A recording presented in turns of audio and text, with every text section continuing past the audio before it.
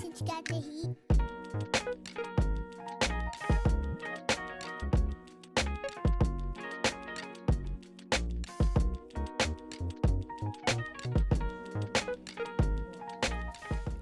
Hey, welcome to Unpacked Radio. I'm your host, Norris Pope Johnson. I got with me DC Baddest. Hey. And first and foremost, happy birthday. Turn up. Thank you. Yes. Looking nice all and good in 43. Looking all Feeling good. sparkly and even the nails are looking sparkly. Let's do that one more time. Do that one. I had to do it.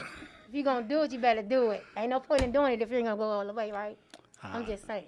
Happy birthday, love. Thank you. And you were missed. Oh, I know. You were missed. You I were miss being missed. here. I miss being here. I really did. I miss you guys. You guys did such an awesome job, though. Keep it going. Yeah, we tried. We Yes, tried. You did Now, it. You did it. that one conversation we had, the gun violence conversation, that was very interesting. Very. Yeah, young brothers really, really laid their heart on the table. Yes. One of the young brothers reached out to me, so I must have made an impact. Oh, that's Last week video, we ain't gonna speak on that one. You know, get that one to God. Get that one to God. What did we talk about today, my love? Black cop. Tonight we're going to talk about the police issues that we are having in America in our streets, D.C., Maryland, and Virginia. Okay. Well, and then nobody can say I didn't bring no one from the community. It don't look like us. It don't reflect us. It don't know the issues that's going on in the community. I brought two great brothers that I personally know who are from our community, who really know what's going on with police in our communities and all the issues that they face being a black police officer within America. And then sometimes dealing with your own people who don't trust you. Yeah, man. So therefore, we can get an honest assessment of what's really going on. Yes. It's going to be a good show. It should be a good show. Good show. I'm looking forward to this one. Good show. Me too. All right, Reggie, play our first video, please, and thank you, sir.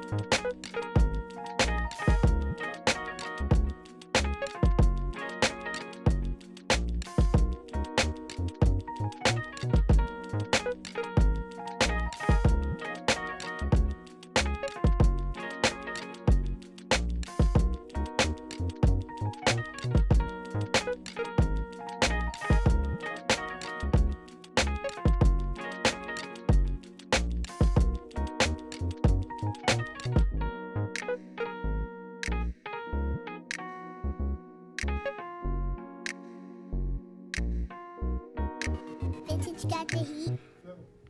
Welcome back to Unpacked Radio. I'm your host, Norris Pope Johnson. Got me, DC Baddest. Hey. And I got with me my good friend, Mr. Marcus. He DJ'd my wedding. This is my brother right here. All around good dude. Thank you, Norris. Hey, man, I can only speak the truth. You know what I mean? This is about the truth and empowerment.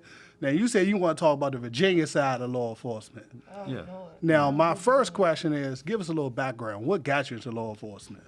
Well, I come from a family of law enforcement. My father, two of my uncles, two uncles retired from D.C.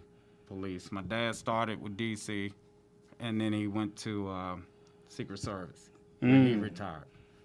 So I come from a family of law enforcement and military. Military too, as well. Yes. Oh, so you got everything. Military, In the family. law enforcement, everything. Teachers, yeah. So you already knew this was the direction you wanted to go in. Yeah, pretty much. Since I was little, this military, wanted to go in the Marine Corps and be the police.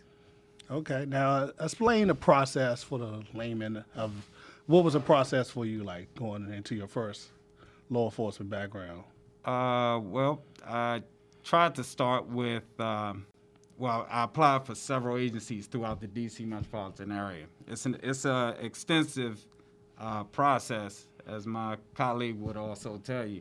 You have to go through psychological exam. You have to take a pre-written test. You have to take a physical fitness test. You have to take a polygraph, lifestyle polygraph. And it takes months, sometimes a year, to actually make it to the academy. So it's a long, drawn-out process.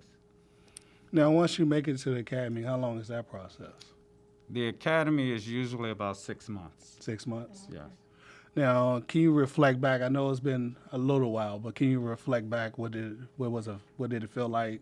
Your first footsteps into the academy? Were you nervous? Were you like, man, what did I get myself into? right? Oh yeah, it was nerve-wracking. I started with Alexandria PD, and I was in the academy, and you have to take all these tests. You have to go through all these scenarios. You have to go through all the physical fitness aspect of everything.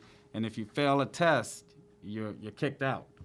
So you actually lose your job if you fail a test. Oh, wow. You get one chance to make it up.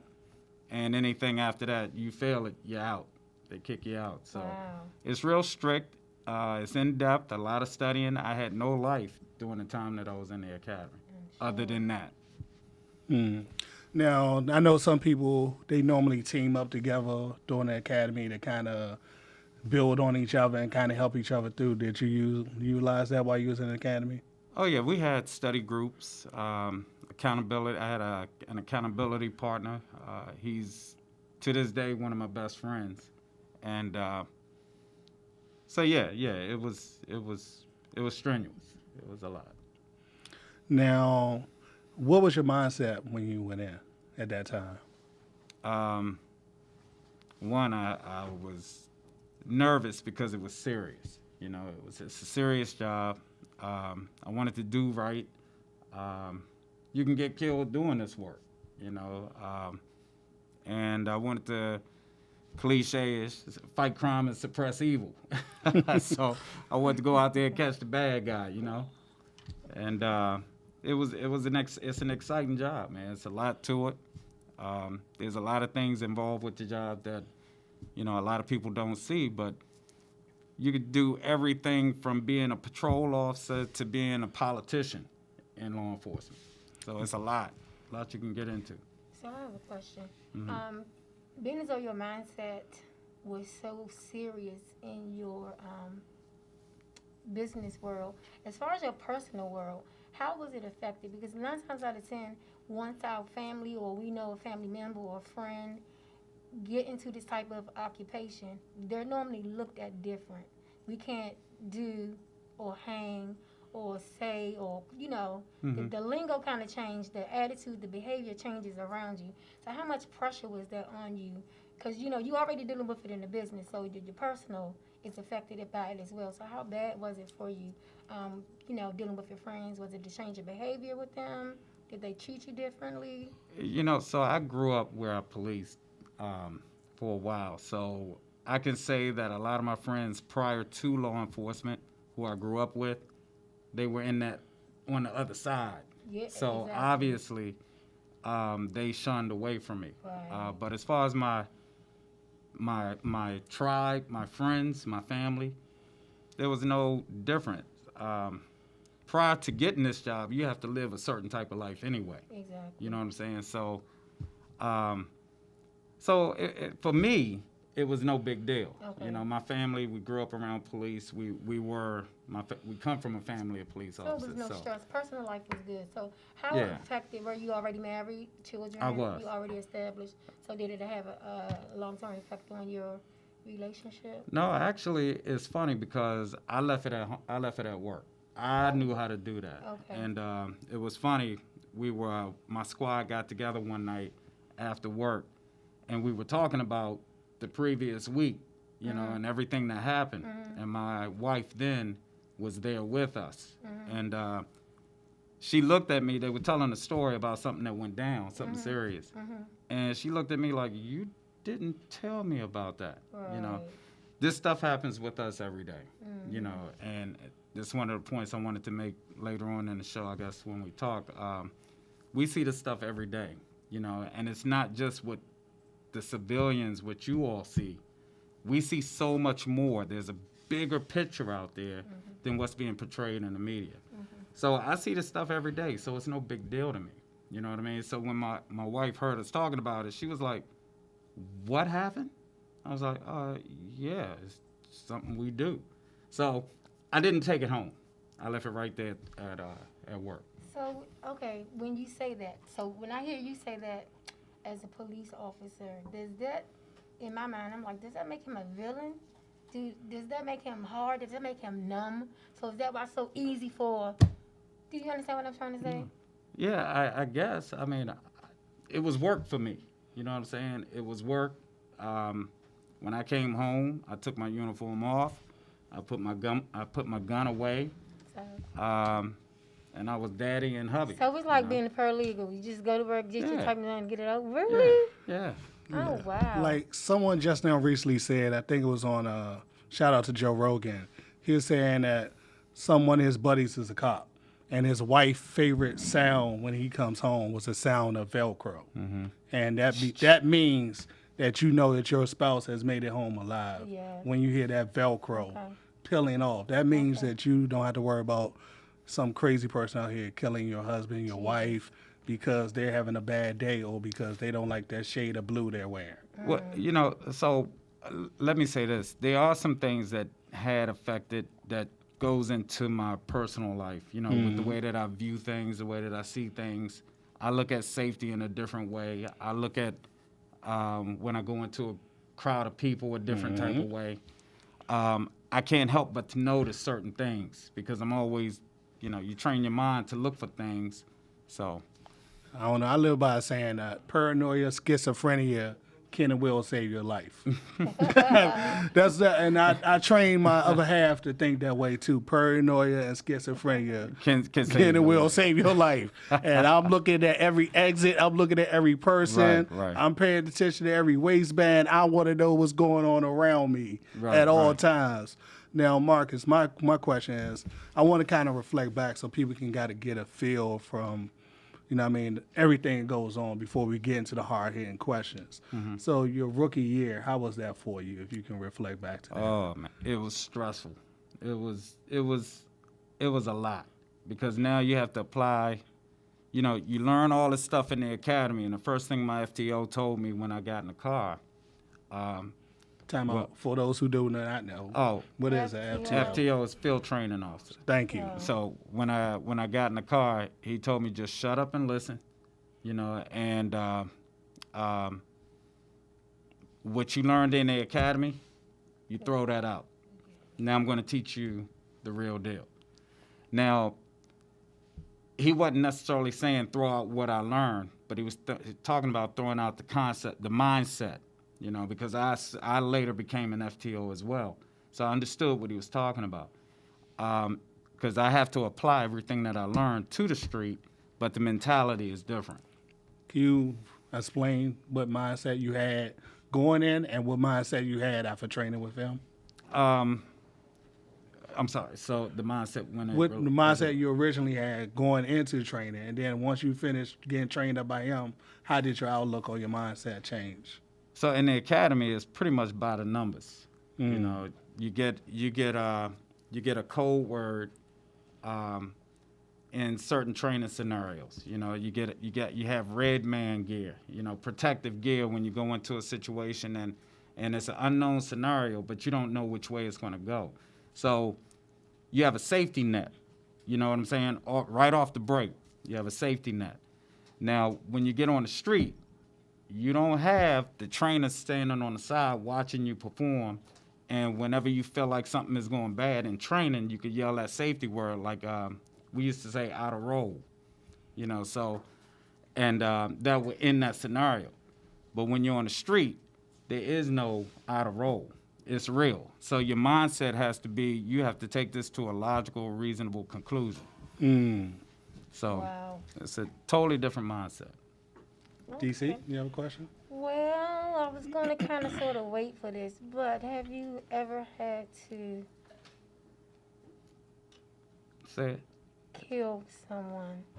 I've never. Well, hold on. Let me rephrase that for what we really do. Have you ever had to neutralize a threat while conducting your This is duties? uncensored. I said it. I said kill. Okay, for the sake Hey, of civilians. for the I'm sake gonna of say, civilians for the and sake- for the sake YouTube. of civilians. Okay. And YouTube, have you alright. ever had to So- neutralize a threat while conducting your Right, duties? right. So thankfully, Neutralize. I've been in Hold up. Time out. Neutralize. Stop. neutralized. That's what the phrase that we use. See, because- you're not trying to end someone's life. You're not trying to I kill didn't somebody. You're ask trying him to- that. I you're didn't trying ask to him was he neutralize- trying to kill somebody. You're I trying just to asked him, neutralize- Have you Has ever I- killed? have I Have you ever- ever been put in that situation? I've been placed in several situations where I've had to draw my gun, and thank God I didn't have to discharge Oh, my weapon. wow. Oh, okay. So, Hey. but my best friend, working the shift right after mine, he has twice. So, it's not. It's random. Jesus. You know? So, like, what is your mindset when you got to pull that thing out? Like, Damn, that's a great question. what is your mindset? Like, what are you thinking about? What's running through your mind? What's the first thing? Are you thinking? I don't even know what the situation could be where you would have to draw your weapon, but what is your mindset? What's going through your head? I need him to do what I'm telling him to do. Okay. You know, and I'm telling him to stop what he's doing. So, did you get your voice? Do you go like that? I make it clear I want him to get down on the ground. Okay, you got it. I'm going through my motions. See, when you're going through training and you go through these scenarios all the time, it becomes muscle memory. You know what I'm saying? So in the academy, they stress certain things when it comes to drawing your weapon, making it known what you want, identifying yourself. And then sometimes you don't have time for that. You know what I mean? True. You have to evaluate a situation, you have to think, and it happens so fast. You know what I Right. mean? So we are making life-changing decisions in split seconds. This is something that the average person don't have to do. Great You know what I'm statement. saying? So I've been in 3 situations where I literally, if given a few more seconds, I would have discharged my gun. That's so and scary. I can shoot. I don't I'm miss. sure you can. So He those said, I don't miss. those 3, I have a mindset also. You know, those 3 situations they wouldn't be here to this day. Wow. So, Thank God yeah. you Well, didn't have to. well. See, the thing is, we don't get up in the morning and say, "I'm going to shoot me a Right, joker right, today." right. You know, we don't do that. Right. But what we do say is, "I'm bringing my ass home," and if I got to By do any what I means got to do, it's necessary. going to be done. Exactly. Yeah. I So, definitely agree with that. Now, Marcus, my experience when I was working for Brinks and I had to pull my weapon, I noticed that everything was kind of very clear and moving in slow motion. And I can literally see everything the person was doing to what the mask looked like. And if he would have moved one hand off that steering wheel, you would have seen. I'm it. going home. Now, did you notice that as well, or? You know, you bring up a good topic. What that's called? It's called auditory and visual exclusion, right? And they talk about this in training. I took street survival courses. I've taken all type of classes where we talk about street survival. And whenever you notice, and you've probably experienced it and didn't realize it, you know, like an accident happens in front of you, everything tends to slow down. You know what I mean? Everything tends to slow down. You tend not to hear certain things. You tend not to see certain things. But you notice exactly what's going on. Like if you see a car flipping over, it'll be going slow. The one situation that I got into was on a Christmas Eve, and the guy who I had to draw down on, I thought I was literally going to have to shoot him. I was chasing him. I caught up with him. I drew down on him, and I'm marking out while I'm chasing him. And marking out meaning that I'm on the radio telling dispatch and other officers where I am. And when I drew down on him, pulled my gun, and pointed it at him, I didn't hear the two cruisers that pulled up behind me with their sirens on. And I didn't see the two cruisers behind him that pulled up with their lights on. All I could see was his silhouette and that big target that I was looking at. And if he didn't comply with what I was telling him to do, thank God he did within those seconds. He's still here to this day. He went to jail for 3 years, but he's still here to this day. Well, I got another question for you real quick. This is in a different direction. Have you ever experienced having to correct another officer? Yes. Where you found him doing something he was not supposed to be doing, something wrong, illegal? That's a good question. I have. Yes, I have. And how did that carry out? Did you have to take it to paperwork, or did you just, was it a personal thing, or? No, I like I said, I was a field training officer before, and so it was my responsibility as a senior guy on the squad to look out for my guys. So, and my recruit. And there were a couple incidents where somebody did something stupid, and I told them straight up, I said, listen, I'm not going to jail for you, and I'm not getting hemmed up for your dumb ass. What I didn't do, I did not take it to my supervisor. I did not take it to my commanders. I checked him. Okay. And it wasn't nothing egregious. It was just something stupid. You know what I'm saying? But so when you looked at it like the goody teacher, you can't do that around No, because it wasn't, like I said, it was stupid. Okay. What they did. Okay. You know, this is not TV. You know what I'm saying? Police officers aren't doing blatant criminal acts. You know what I'm saying? We're not the bad guys. Some grimy officers out here. Did you agree? I'm going to say that I know that there are grimy people in the world who have become police officers, just like there's grimy doctors, there's grimy... Yeah. Thank you, Marcus, because everybody got dirty skeletons. Right. But okay, what but I will we're not talking say... about everybody right now. We're talking about our police officers. Yes. And what I will say... I'm going to get you. While I know... Well, time out, DC. You know, this is what I do to provide a good living for me and my family, and I'm pretty sure... Even though me and Kimberly have our personal debates in our household, as she appreciate, I'm coming home. Of course. Now, somebody want to come in any federal building and I'm protecting. I have locked up people at DOD. I've taken people down. I've handcuffed people, no problems. I'm going home. Yeah. I'm coming home to my family. If you thinking I'm not going to go home to my family, you are sadly, congratulations, you played yourself.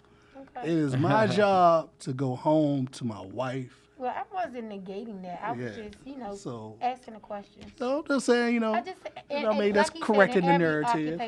There's somebody grimy doing something dirty. But it's just, I just think that our police officers right now, especially right now with the Black Lives Matter, hands up, don't shoot, I can't breathe. It's so much negativity towards our police officers. Defund, the police.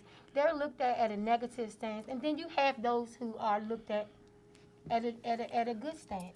So that's why I was asking you, in reference to the good cop, bad cop, are you the one to stand and correct somebody? Because I know some people that they won't say anything. They'll just let it go. I didn't see nothing. You know what I'm saying? They'll turn a blind eye to it. So I just wanted to know where you stood as an officer. I'm not just saying this because I'm here. Because, like I said, I will check somebody if they're doing wrong.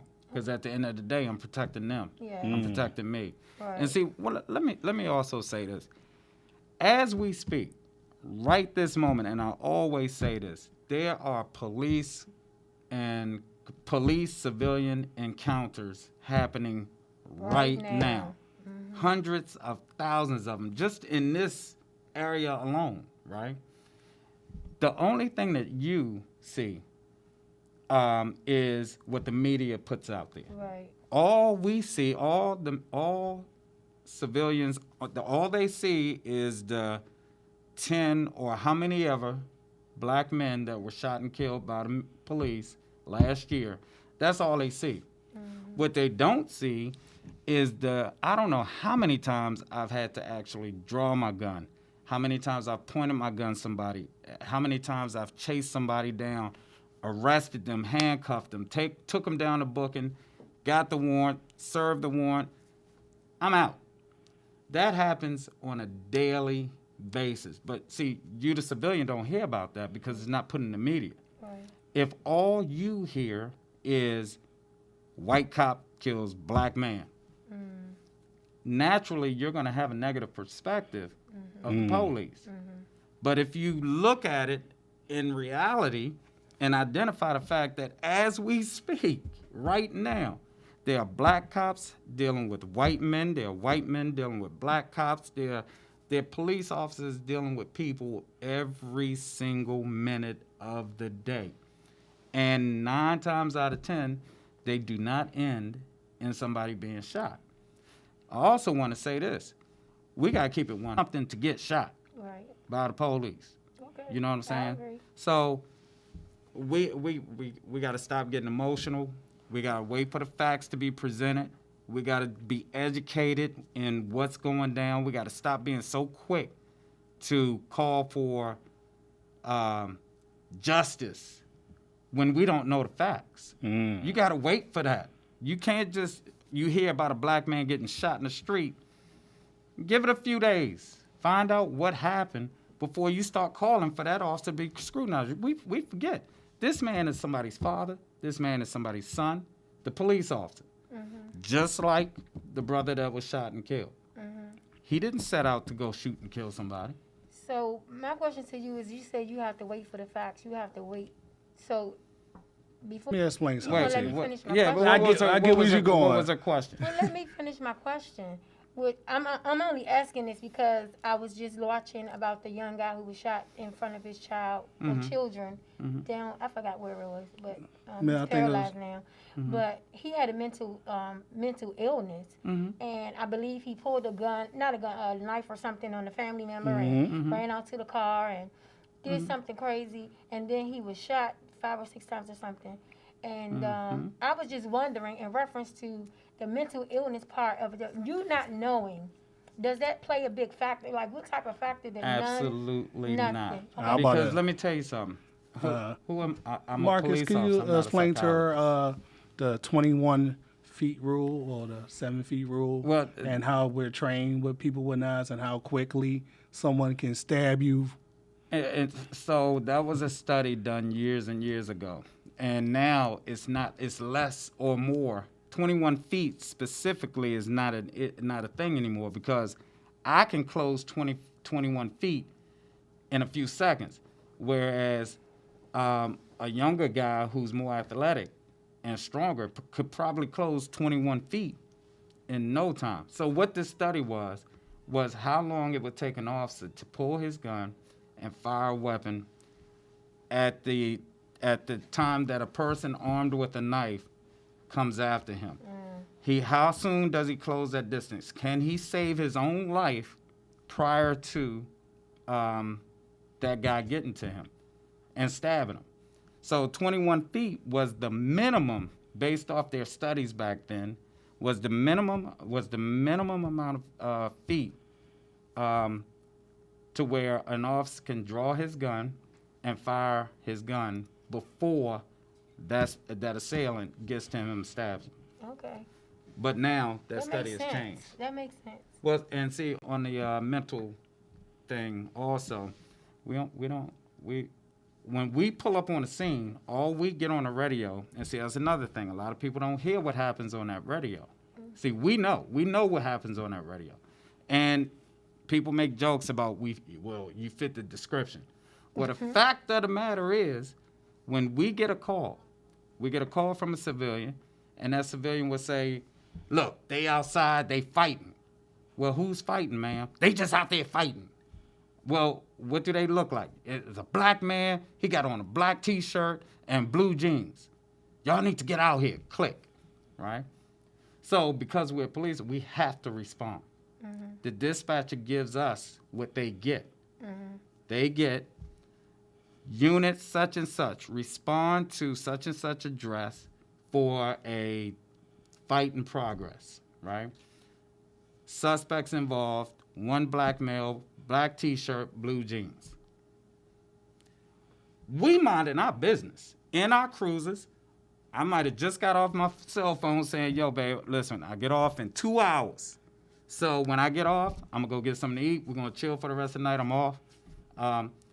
We're chilling. I'm listening to the radio. I'm hoping I don't get no more calls for the night, and I get this call, right? So my mindset is I'm going to get over here. I'm going to handle this call. Hopefully no issues, no paperwork, no arrest, no nothing. I can clear it, 10-8, I'm out, right? So when I get up on the scene, I'm looking for a black male with a black T-shirt and blue jeans. You know what I mean? So if I see a black male with blue jeans walking down the street in the area of that call, guess who I'm going to stop and talk to? Right. So, and yes, I'm going to tell him, listen, man, and it's all about how you approach people. And I'm going to tell him straight up, listen, I'm sorry, there was a fight out here. We got called. You look like the dude that they were talking about. What's up? You good? And I'm going to talk to him. I'm going to ask him for his ID. I'm going to check him out, make sure he's good. You know, but we get so much pushback. We get so much attitude from people. It's making us hard to do our jobs. So, hold that thought, Marcus. We're going to have you back for our panel because I had some other interesting questions. We're going to get into some interesting topics. We'll be back in 1 minute with my guy, Ron G., and we're going to talk about black cops. Salute. Be right back. 46 law enforcement officers were fatally shot last year in the line of duty. There might have been 2 more. Newly released video shows a shootout between 2 Pennsylvania troopers and a man now about to be sentenced for attempted murder. Here's Tony DeCopel. This is the moment last November when 22-year-old Daniel Clary opened fire on state troopers Ryan Seipel and Seth Kelly. That's Corporal Kelly kneeling to shoot back, taking bullets to the leg and neck before leaping to find cover. Can you step to the rear of your car, please? A dramatic turn in what began with Clary pulled over for simple speeding. Don't place your hands behind your back. But when the troopers tried to arrest Clary on suspicion of driving while high, he resisted.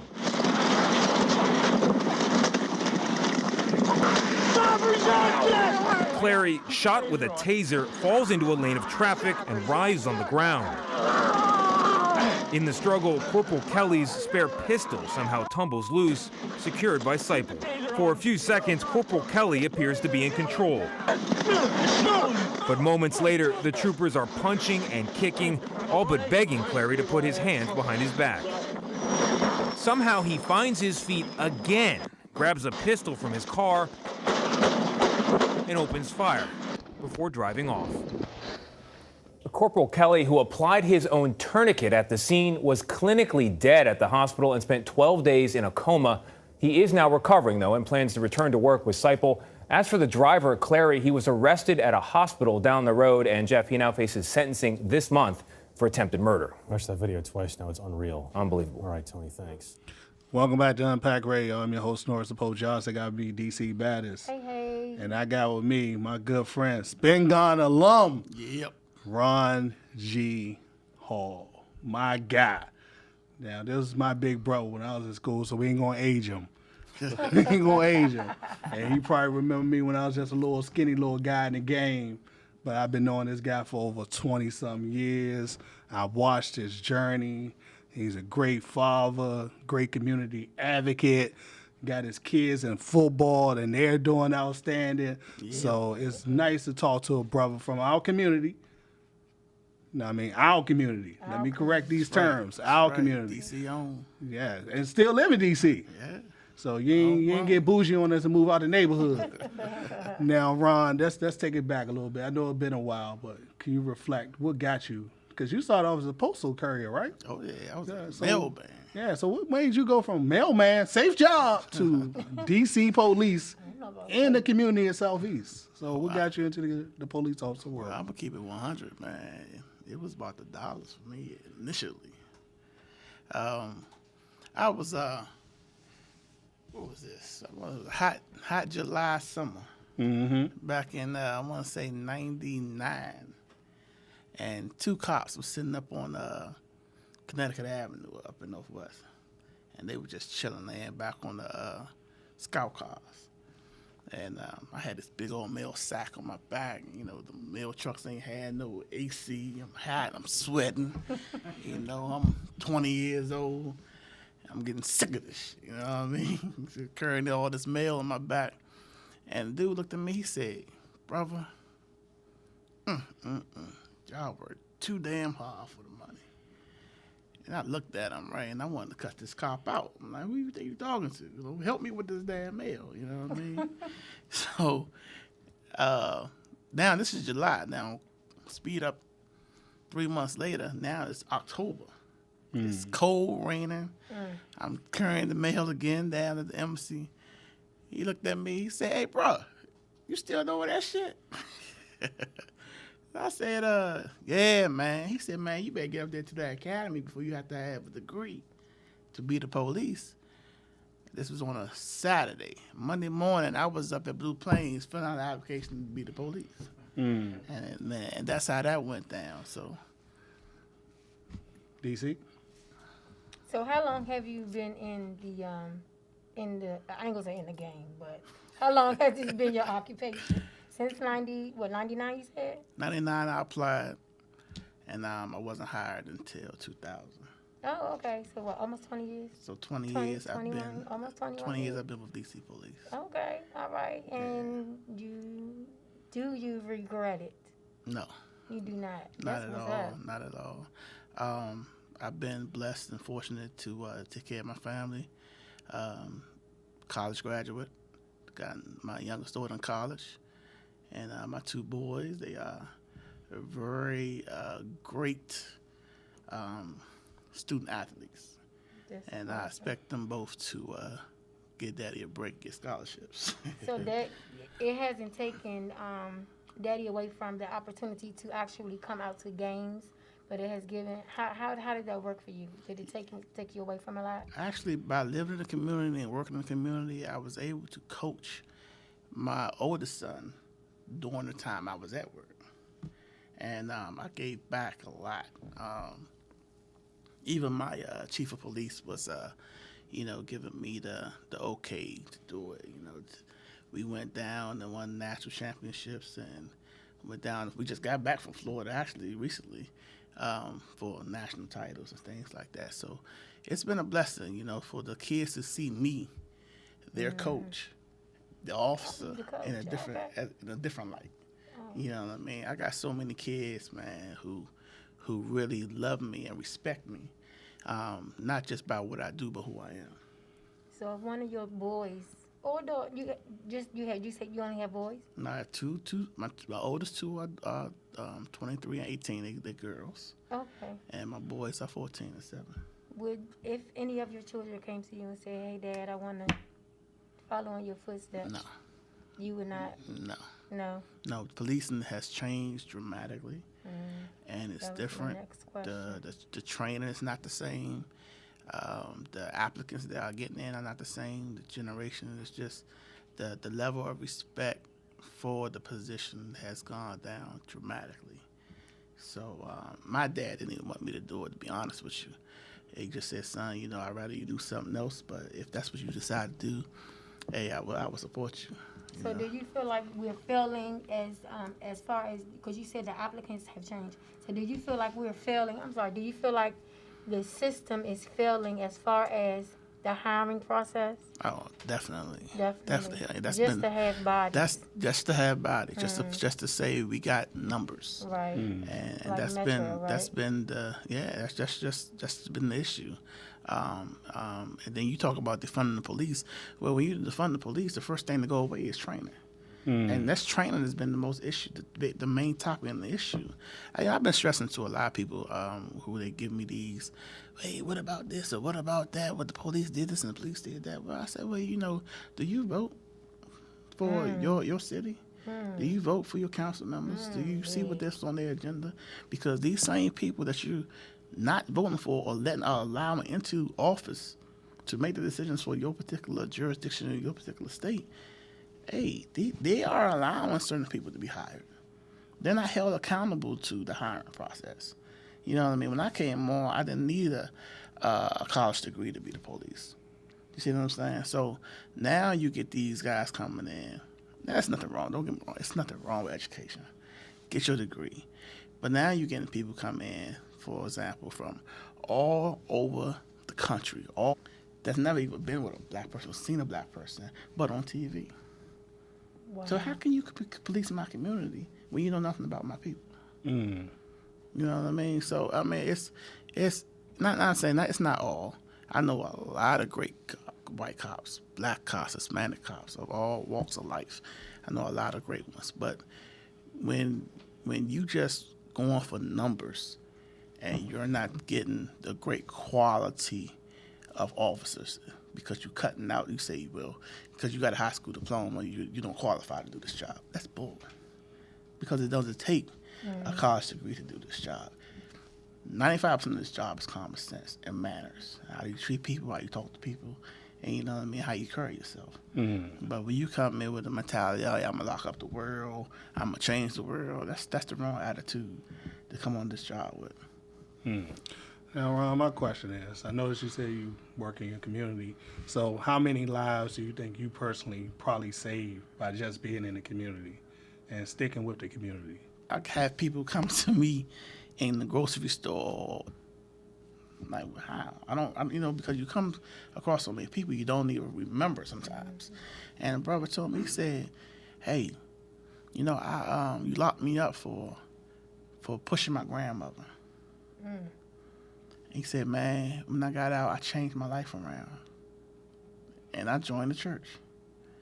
When you hear stuff like that, you're like, wow. But he remembered me because even though I may have locked him up, I treated him fairly. You know what I mean? Or I talked to him.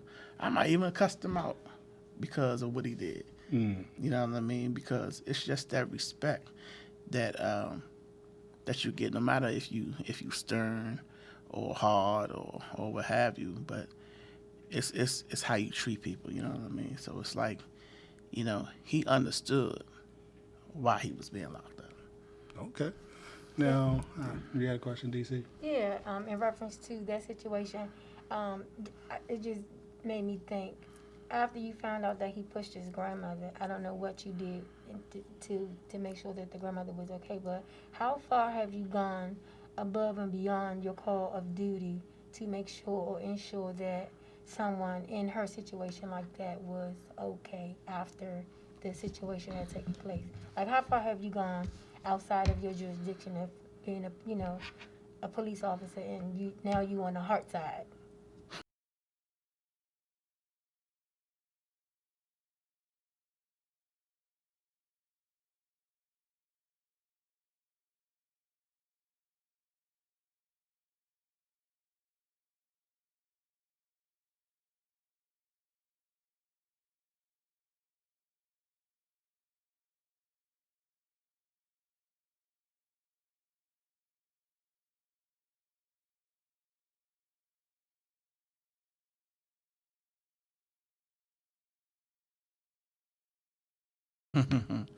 Well, like I said, I've lost count, man.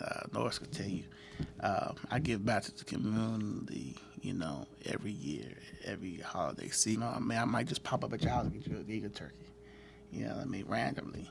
I buy Christmas trees every year. Good. You know what I mean?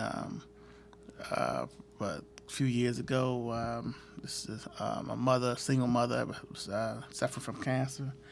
She didn't have a way to get her kids anything, so I called some resources, got my family, my kids together.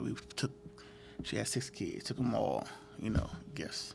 You know what I mean? So I try to do things in uniform. So because I say, they say, am I my brother's keeper? We are. Because regardless of whether or not police in another state, Minnesota, will have you do something, we all get blamed for it. You know what I'm saying? Accused of it. So when I do things like that on the job, I try to let people see, hey, there are some good cops out here that's willing to give back or willing to take care of our people in our community. That's excellent. That's excellent. Now, Ron, I know I've been knowing you for a long time, so I don't want nobody to think I brought someone from the suburbs here, you know what I mean, or straight out of Wheaton. So can you explain to people, what did our community look like back in the good days of growing up off of 8th and H, going to Brown Junior High School, Spingarn High School? What community, our community, looked like back in those days? So nobody don't assume I brought some dude from Silver Spring up in here and don't know nothing about the community. So I don't want nobody to say you brought a bunch of guys who's soft, who don't know about the community, they ain't real. So tell them how real it used to get. Hey, well, first I went to Elliott. Yeah. And, I was a Wildcat. Elliott Wildcats. We used to whoop Brown in all types of sports. But I just so happened to end up at us. You know what I mean? You had Trinidad. You know what I mean? With my D. You just had you just had all these M Street, 21st and I. You just had all these different neighborhoods who used to beef all the time. You know what I mean? But the sacred place and a safe place was the football team. You know what I mean? And if you was on that football team, you ain't bother nobody, you know what I mean, on that football team. So I remember one time, man, just leaving the lunch period, and the guy got shot right there in the stairwell. I can't even remember what it was about, what it was for, but Spingarn was fun, but it also had its wild moments. Yeah, so I didn't bring nobody from Wheaton up in here. Nah, bro. Because I remember the speech when I first got there. The principal said, "Welcome to the jungle." Yeah. That's welcome to the jungle. Like literally, I think it's a little after Ron left, a young lady got shot right by the gasoline station for not wanting to give her phone number to someone. So these are the communities that we are from, and these is why I brought my brothers in who know about the real issues that's going on in the community. Because what kind of irritates me or grind my gears when I hear most of us, black media, talk about what's going on in our community, they act like they really don't know the issues. Now, I was talking off air, you say, hey, Norris, I've been pulled over rightfully and wrongfully. I'm a black man. I got pulled over parking a car. Now, I didn't go off on the guy. I didn't yell at the guy. I didn't scream at the guy. Because at the end of the day, I'm a black man. You got to realize that. But you still got to comply. And then after that, if you're wrong, you're wrong. You settle that shit in court. But what you don't do, you're not going to win on those streets. Nah. Now, my main question, I was going to ask this later. So I'm going to go back to training because I got some other stuff I want to talk about on the panel. Can you explain what was your training like in D.C.? What was the process for you? Oh, man, it was fun, man. Being born and raised in D.C., it was like nothing, I hadn't seen before. You know what I mean? It was just, I take a step back and be wow myself because as a young 21-year-old when I came on, just to see that I got to deal with issues with people that's my parent age and tell them what to do. You know what I mean? Or I go to a domestic scene or something like that, and I got to tell these two grown people, to stop being petty or stop, arguing over nothing and leading to, whether or not she's abusing him or I've had those situations or he's abusing her, you know what I mean? So it was a lot of domestics that's still going on now these days. And now these days, it's getting younger. Young girls are being involved with a lot of young, misled, misguided young boys, man, you know, from young as 16, 17, 18 years old. Jesus. You know what I mean? That's going through domestic violence and kiddie relationships. You know what I mean? But like I said, when I came on, man, I had a ball because, you know, I was out here having fun. You know what I mean? And it's not to say that we was out here, you know, beating up people or just locking up the world or nothing like that. I just think I just had a good core of young officers that we were just all from the city, just enjoying ourselves because we just felt as though, you know, that we made a career. And, you know, growing up in the 90s, you know, a lot of us didn't think we was on EBC 21.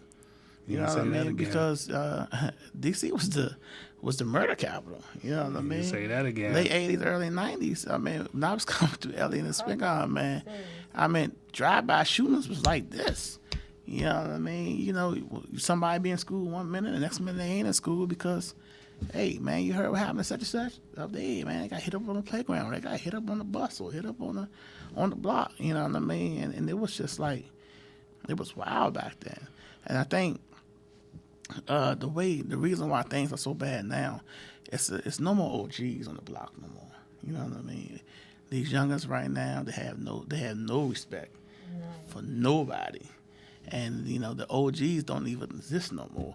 And then when they do, you know, very few neighborhoods have OGs. I mean, they're getting into it with the youngest because the youngest don't want to listen. You know, when I first came on, you know, them guys up in Lincoln Heights, Clay Terrace, Simple City, them dudes ain't want no problem with the police. We pull up, they just leave. Mm-hmm. You know what I mean? Or one of them out from North, hey, the OG stepped to them. Sure, now they look at you like, what? But where do you think that comes from? I'm still trying to understand, where did this boldness, it just seems like this generation they are not afraid of anything. Man. And I don't get it. I just don't get it. Where do you think it's coming from? They missing love. I'm asking you, just the men. Because it's not that the females not upset. I can tell you where it comes from, DC. To be honest, no, I grew up without a father.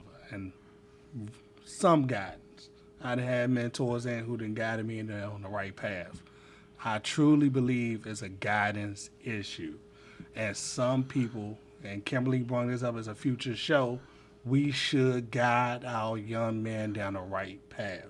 Like this man, I see him guiding his sons to the right path. I know that his sons are going in this direction. He's always with his kids. Every time I see him talking about something, it's about his family. Pause. They started there. They grew up in that though. They were raised in that. He brought them up in that. So what about the ones they need some type already of, like what 14? They need guidance. Matter of fact, I seen a 10-year-old. Guidance, but my baby son's I think it's guidance. But then you got to be from those communities. And then you got to have an approach that they're willing to listen to. I was about to say, so what's your approach for a 10-year-old that's already totally out of control, already strapped, already carrying between a gun, a knife, and, you know, he done robbed a couple of people. And what's your approach to change this young man's life? What would you do? How would you approach him to change? That's when you might have to bring in young men who've been on the streets, who've been in jail, like the young man I interviewed last week, who said he just now got out of 10 years. And he looked like he was like 33. So that means he might have went in when he was like 23. Wow. And he just got out. And every time I see this young man on Instagram, he talking about, man, I was in a 5x8 cell and I didn't have nothing to look at. And he's on the ocean appreciating the water. Now, I mean, he's appreciating life because he realized what that BS I was doing on these streets led to. So you got to bring dudes like that in the streets, in the community, and you got to have good officers like the two guys that we have to tell them where they're going. Oh, you going to keep on, it's like, what's the definition of saying he's doing the same thing over and over again and expecting different results? Well, I see it start a lot of times, and this is what my issue is, because my husband is deceased, and I have 2 boys, 3 girls, and the consistency with the men, they'll start something, and then it'll just fall off. Maybe they think that the problem is solved, and they don't need you anymore. Well, I think that's when they need you the most. You know, when they have to actually deal with real life issues. You could tell me something all day long, but until I actually have to apply it to life situations. I just don't like the fact that a lot of men start things and they just don't finish it. The inconsistency, I just can't stand it. It's unfortunate because of, a lot of situations within our community, whether it's single dads or single moms, you know what I mean. You still have to, no matter what you install into your child, you still have to watch their peers. Oh, yes. Because peer pressure is real. Oh, you know what I mean? Oh, yes. And no matter what I install in my kids, I still have to watch out who they hanging with. You know what I'm saying? Who was that? Where you going? Who you with? Who house you going over there? Who's this you bringing into my house? You know what I mean? And a lot of times, man, I find this in our community, some parents just don't care. And it's sad. You know what I mean? Some parents really just don't care. As long as that child is out of their face or not bothering them, they don't care. Cell phone. Yeah, man. And then you allow technology of the streets to raise your kid, and then when they do something wrong, you try to discipline them, and they like, what? Who you talking to? Yeah, that is so true. Thank you for that good statement, my love. We're going to be back with a panel of two good brothers. We got some interesting questions, and we got some mom questions that my lovely wife gave me.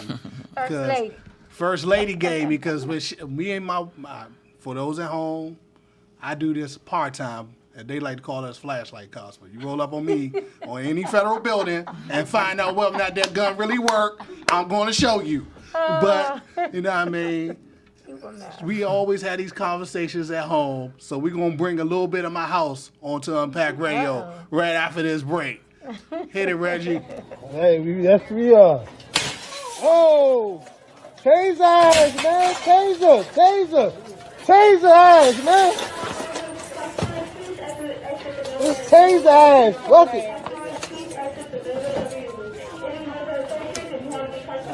Just stop, man, just stop! You fucking up!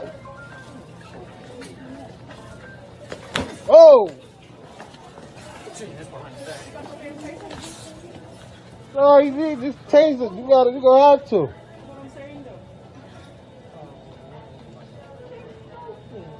Damn, all that for that. On the left side. You should have my handcuffs. You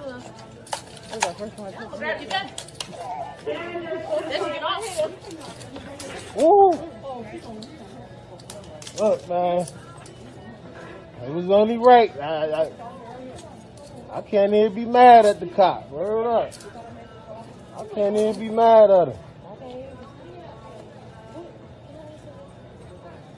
Someone she lost her wallet, so we rolled the camera back.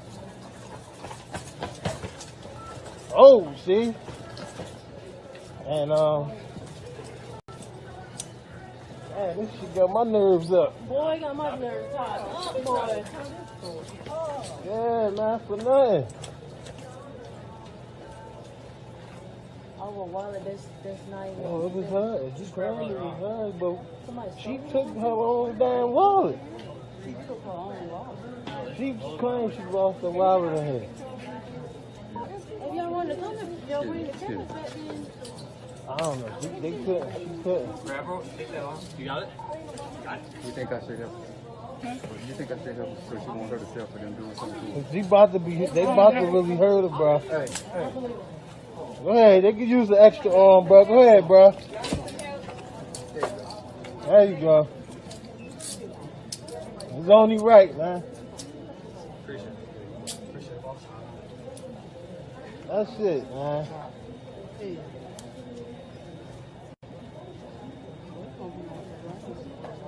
Got my nerves up. Hey, man, you can't even be mad at the officers, man. They did their job. She's bugging. Y'all make sure y'all put his posters on Facebook so I can see. See? Look. For real, man. Look at my wrist. I'm keeping my time. Nigga so weird. I don't wanna buy, don't wanna dime. Nigga, I'm fine. Bitch, I'm doing fine. Welcome back to Unpacked Radio. I am your host, Norris the Pope Johnson. Got me, DC Baddest. Got my Got my good friend, Spingarn alum, Ron G. I got my man Marcus Darling. Take it back to the old school, baby. And we gonna ask the little mom citizen questions. Now, Reggie, please and thank you, can you please bring up my first target? Now, this is a question for my lovely other half. We see the target at home, we see the target at the studio. My wife would like to know why we cannot shoot people in the leg. Anyone, you can take it, and I want both of y'all to explain to her why we can't shoot people in the leg. Well, your leg is lower extremity and one of the smallest areas on the body. So if you miss that leg and you shoot something else beyond that leg, innocent child, grandma, anything, then we're held liable. You know what I mean? So your target is the biggest area of the body, and that's the center mass, which happens to hold vital organs, unfortunately. Yeah. So you're saying that we are trained to shoot center mass of the target available to stop the threat? Yes. Mm-hmm. All right. And one thing we also have to take into consideration when you talk about shooting smaller things than the bigger targets. When you're looking at the psychological things that we go through under high stress, you're talking about fine motor skills. So when you're under high stress, your fine motor skills go down. So you're not going to be able to thread a needle when you got somebody pointing a knife at you, threatening to kill you, or you're in a high stress, you're chasing somebody or something like that. So your fine motor skills go down, which means that you're not going to be able to sit up there and aim like on TV. For an arm, a hand, a leg, or something like that. You got to shoot what's the biggest thing in front of you. And not just that. Even if you shoot someone in the leg, that don't mean they're going to drop that gun. That's right. They're still going to be a threat. You shoot somebody in the leg, they're going to still hold on to that gun. That's right. And we've seen a lot of training videos, and we've seen a lot of real-life situations where people, I've seen a couple videos. Did you see the video where the officer had his rookie and they were going in the house, and they got into a fight with this guy, and they shot him like 7 or 8 times, and the officer was getting beat up by this guy, and he had to unload his gun for fear that the guy would get his gun again. Come to find out, that first shot that he shot him with would have killed the average person, but this dude fought through that. He was dead fighting. He was on PCP or just the adrenaline of the adrenaline. Okay. He ain't had nothing in him. Now my next question, my personal question, I want you to explain to these people out here. You know what I mean? Because most of the time we by ourselves. What is the personal emotion going on in your head when you are fighting for your life on the ground with a suspect and he is going for your firearm? What is going? I want you to really explain to people at home the mindset. I've been working in Southeast and living in Southeast. Majority of them, they flying. And we see the guy, and the guy he just still don't see me yet, but he hear the sirens, but he just kept on stepping. He just think he just got away with the lady purse and the $8 he took from the other guy. And sure enough, he started running. So I'm like, I ain't trying to run after nobody. Right. That's experience talking right there. Hey. So I'm telling my rookie, man, go get him. That's experience talking right there. So, sure enough, man, he ran between these buildings, and he ran to a gate, and he just had nowhere else to go. And sure enough, man, he turned around and pulled that thing out like this. I remember it like yesterday. And all I could think about was my son say, make sure you come home and wear that vest. Wow. Did he fire it? You got hit? He didn't have a chance to fire it. Oh, okay. Yeah, he had a chance. He didn't have a chance. Have anyone he just now told you I had to put him in a special place. I had to put him to sleep. He didn't have a chance to fire it. Gotcha. The man said literally a man pulled something out of his waistband and was just like this. And that particular day, I was the faster person.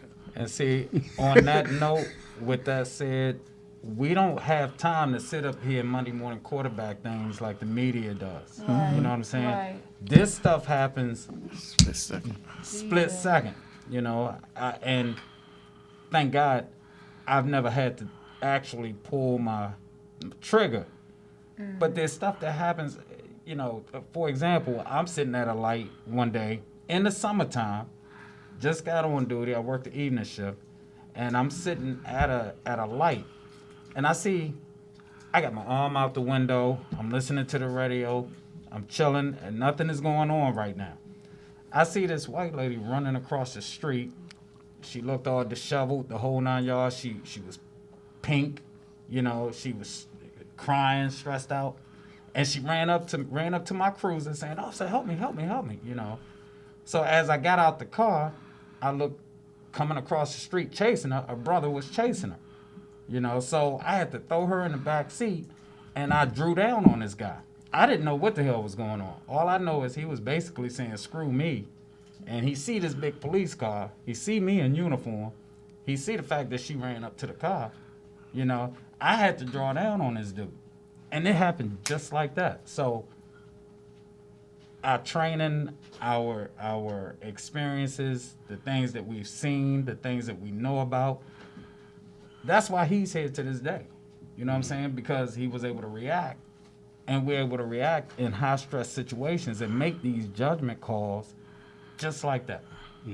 DC, do you have a question for these I guys? actually have two questions. And have any one of you guys ever been hit before? What you mean like hit? in your vest? You know, sometimes you see where, like I said, I watch TV. I like NCIS. I watch. They get popped sometimes. You know, they'll. Shot? Yes. Oh, No. No. I haven't. Thank God. Thank you know, God. Okay. But I have a I couple haven't. colleagues that have. But I've had a gun and knives all drawn on me before. Mm-hmm. You know what I mean? So I've spared a lot of people I'm sure. with knives. What about the taser? Have you guys had to use it a lot? We don't carry tasers Y'all don't. in That's TV DC. too. That's Okay. Okay. Different agencies. Yeah, Everybody, different yeah, like I might carry OC. He might not have OC. He may have a taser. I may not have a taser. See, I watch TV. I don't Stop know watching. about Stop. it, so I'm Stop just watching. saying. I mean, I'm a big time SWAT guy, but as much as I love SWAT, I look at it and then I laugh my balls off because I know it's phony. TV. It's good entertainment. Okay, What's your so next my question, second DC? questions was, have you got either one of you all had to incarcerate a family member? Oh, that's a great question. Yeah. How the hell did that work out? Yeah. For both of you guys, I want to hear this story. I guess you can call him my stepfather because he was married to my mother. So I had to lock his ass up one time for putting his hands on my mother. Wow. And, you know, Was that a long ride to the police station or? you know what? I let the fellows handle that. You know what I mean? I just let them handle it. You know, so people I went to school with, you know, let me tell you about these body cameras. There are pros and there are cons to them. So the body worn camera is going to tell the truth because a lot of people like to lie on us, and a lot of officers like to don't follow all the rules. So I'm being honest here. So it's the pros and cons. But if I'm trying to cut you a break and you telling me something that I can't help you no longer because that thing is being recorded, then I can't help you. You know what I mean? Because it's being recorded. So back in the day when you could cut someone a break and let them go, you know, you did that. But now it's hard to even do that now because everything is being recorded. But I like them at the same token because it tells the truth. And that's what it's all about, you know, the truth being told and the facts and everything. My frustration with my people in our community is we're kind of hypocrites. And what I mean by that is that we don't want to be racially profiled or stereotype, but we stereotype every cop. That's crazy to me. Like, you don't know me from a can of paint. All you know is I got on this uniform. But to you, I'm evil. I'm a bad cop. I'm this and I'm that. Well, I'm the one that He's probably sent by God to bless you or save your life. Yep. Yep. But because of your attitude towards all cops, you don't understand that or see that. You know what I mean? I've had situations, man, where a guy, just had almost killed a child. He run and we stop him, but everybody want to come out, the police, But you don't know what this dude just did around the corner. Mm-hmm. This baby's fighting for her life. Mm-hmm. But because they see us locking Because you them see up, us or locking fighting them up. with them. Oh, police brutality. Right. And they come up with the video cameras. Oh, man. Save that. All right, my next question. Shout out to Jocko Willens, former Navy SEAL. He said pretty much before they went on a mission, they used to train for 6 months to almost a year of constant training just to go on a mission to shut down what was going on in some foreign country. Can you please explain to people why we should train more for situations that goes on in the community? Because I think we should train, and keep training so we can save more lives. I don't understand your question. Like, literally, they always say defund the police, right? If you defund the police, the first thing they're going to cut out is training. Right. And most police officers, they don't train. Like, being honest, I mean, they should be training in arm locks, jiu-jitsu, some type of ground fighting. You know what I mean? They should be training for these situations. That way, when the shit does kick off, you're not going, I'm going to automatically go to my gunner. I may wrestle this guy. So I may put him in the arm lock. I think that most of the problem is the training. So that's why I really want to highlight on the training. Well, the type of training that I would say is probably ethics training. You know what I mean? Bias, relations, and things like that, community training. One thing I do like about my agency, what they have done in the last few years is since the African American Museum has opened up, they made it mandatory for some of these officers to go through there to understand, get a class and lesson on why our people feel a certain type of way about the police, and get the history and the background of Jim Crow and civil rights movement and all those things, from our people, our ancestors have dealt with, throughout our history. So some of them, they received that, and I think that was, a great idea. Whoever came up with that idea, kudos to them, and try to get an understanding of, why some situations are hostile when we show up. You know what I mean? But like I say, I just get frustrated around people when we become hypocrites and stereotype every officer. You know what I mean? Where there are a lot of great men and women who wear that badge. That's you know right. what I mean? It's a lot of all colors, of all backgrounds. You know what I mean? And I try to instill, what I can, my experiences in the community and on the job, to a lot of these young officers.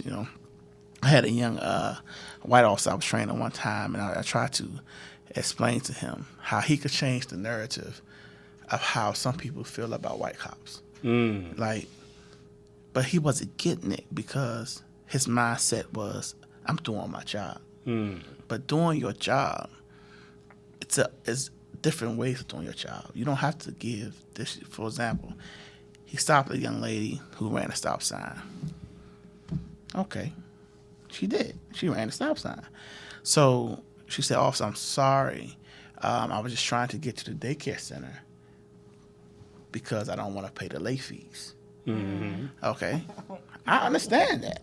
Right. You know what I mean? Because I'm here, I'm born and raised there. I understand a single black mama don't want to pay those late fees to daycare. I get that.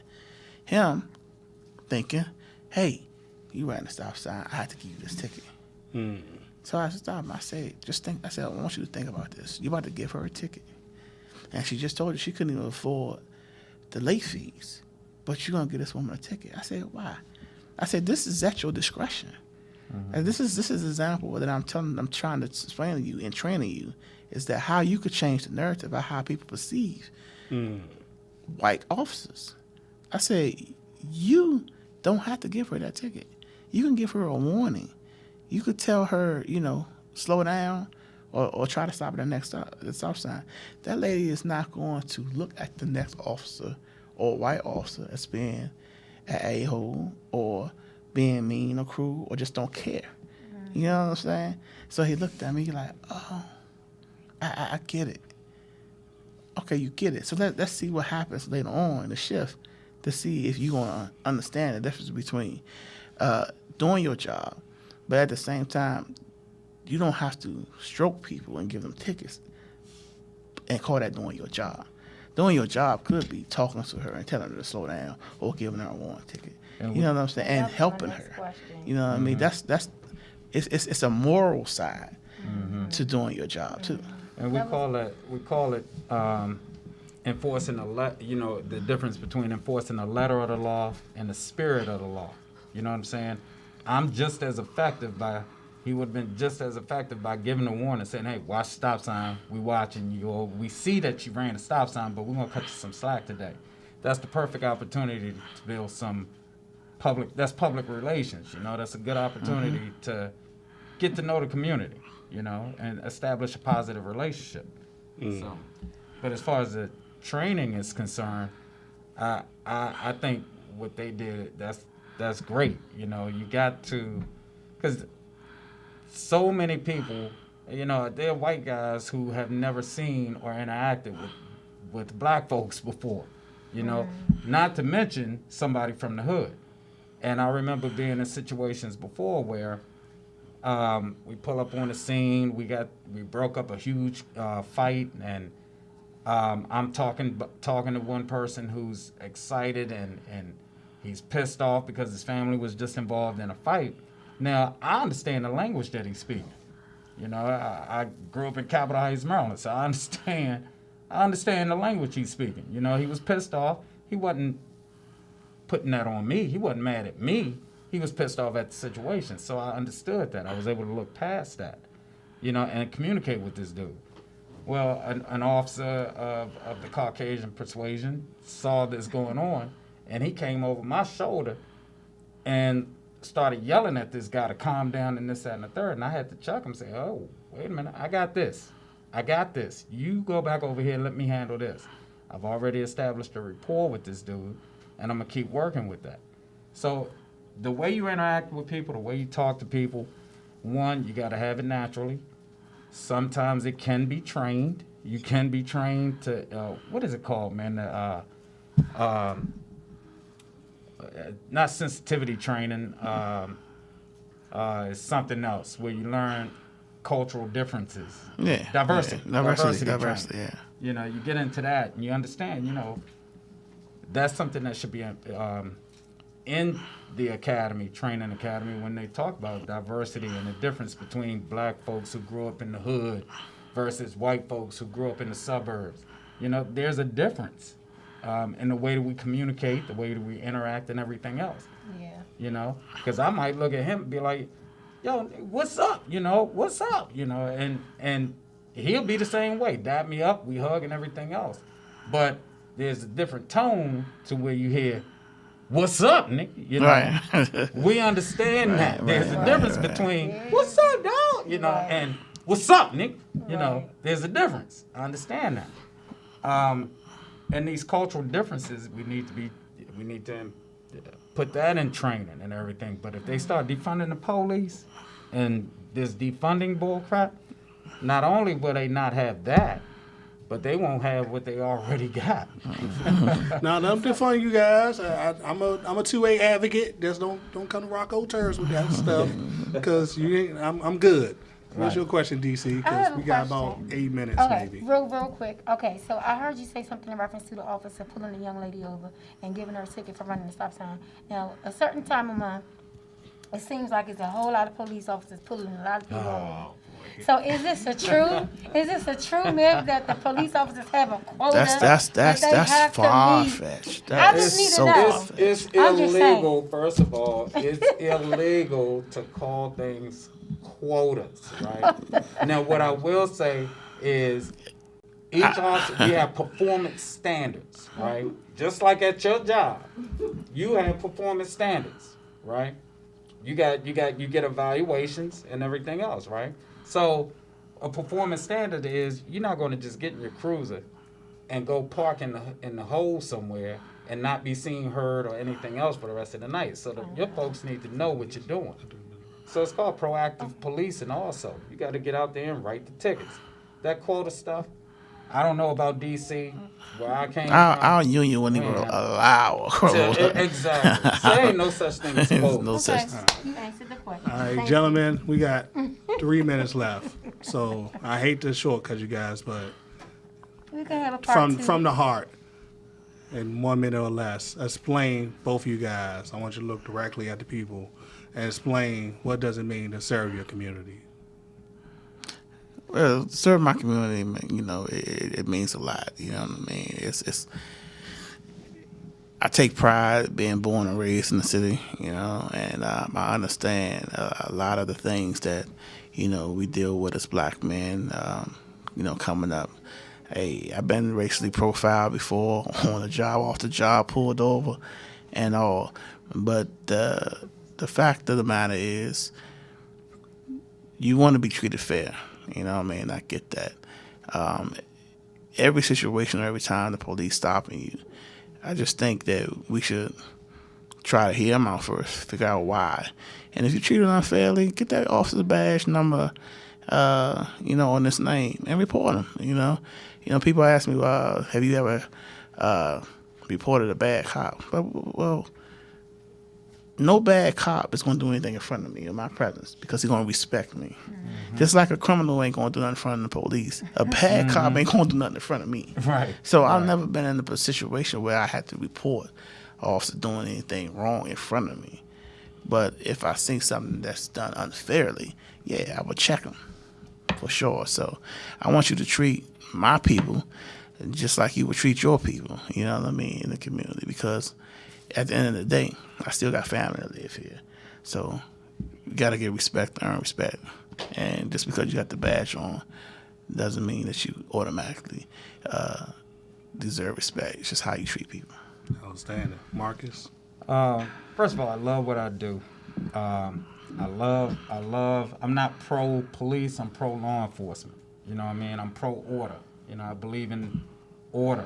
And so what I want to say is you want people that look like us behind this badge. You know what I mean? You want us, people who represent you, who look like us behind the badge, because we're going to do things the right way. And I just ask, you know, and I'm just hoping that people will stop being so closed-minded, stop being so narrow-minded, and look into the things deeper. What you see on these video posts and everything else, it goes deeper than that. We got trained investigators and everything else who are trained to investigate these things. Contrary to what you may believe, they're investigating to get to the facts. And I'm a facts type of person. You know, you're not going to come to me with no emotional stuff. Come to me with some facts. Come to me with some evidence. And that's what we look for. I'm here representing my people. I'm black. I'm a black man. I'm a black police officer. You know, and I believe in representing my people. I believe in representing the police. You know, I got a blue family. I got a black family. So, I mean, I know there's stuff, but it's funny though how we get rah over Pookie and them get shot, but we ain't mad about this 1 year old that got shot. I would love to get to that, but unfortunately, I'm out of time. So church announcements, we'll be off for 2 weeks, so we're going to be running some reruns for 2 weeks. We'll be back on January the 8th, and it looks like it's going to have to be a part 2 because we ran out of time. The quote for the day is, we train how we fight how we train. That's the best quote ever for anybody wearing a uniform. Salute.